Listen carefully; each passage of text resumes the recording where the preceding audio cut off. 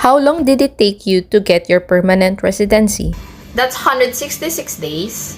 Is 23 weeks or 5 days, or that is around 5 months and 2 weeks. So it's from April 21 to October 4.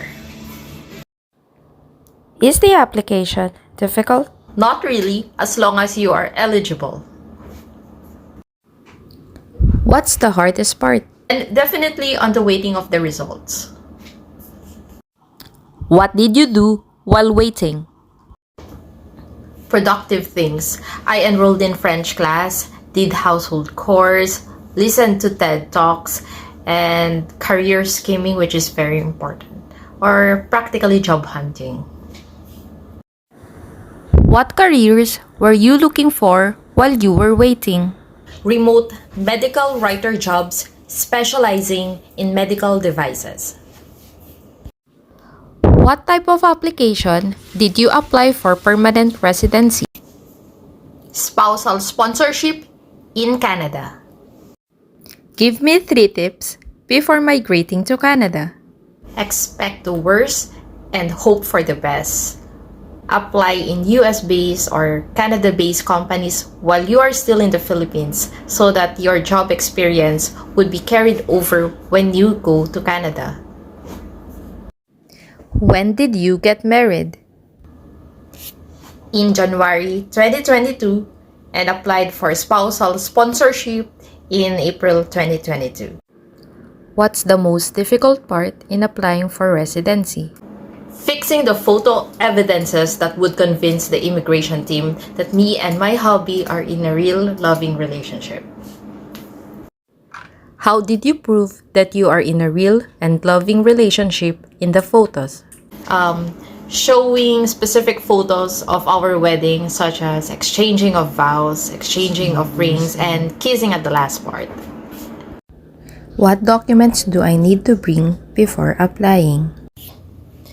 I brought 5 copies of my birth certificate and applied for NBI clearance a few weeks before my flight, just in case the application would take longer because the expiration date of the NBI clearance is 1 year. What other supporting evidences did you use to prove your relationship? Visitor visa that we applied before, stating that he is my boyfriend, and then supporting that with his letter of intention, stating again that he is my boyfriend. Another is joint utility accounts, joint bank accounts, joint rental documents, and then photos of our travel together, and of course, photos together with our family and friends at different time points. Do you recommend hiring an immigration agent? It depends. So if your application is simple, then you can do it by yourself. But if you have gone through a divorce or have adopted a child, then perhaps it would be best if you hire an immigration agent. Do you recommend applying it inside Canada?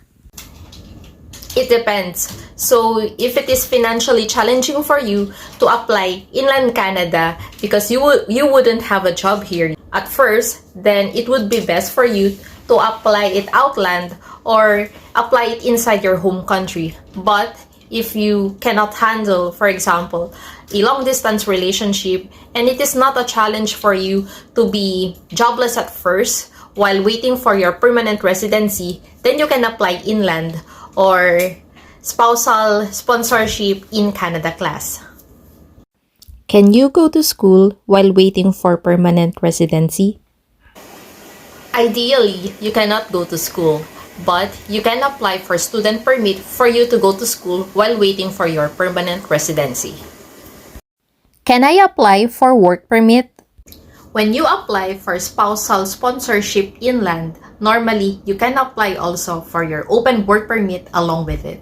So the application for spousal and open work permit is simultaneous. Can you show me your timeline?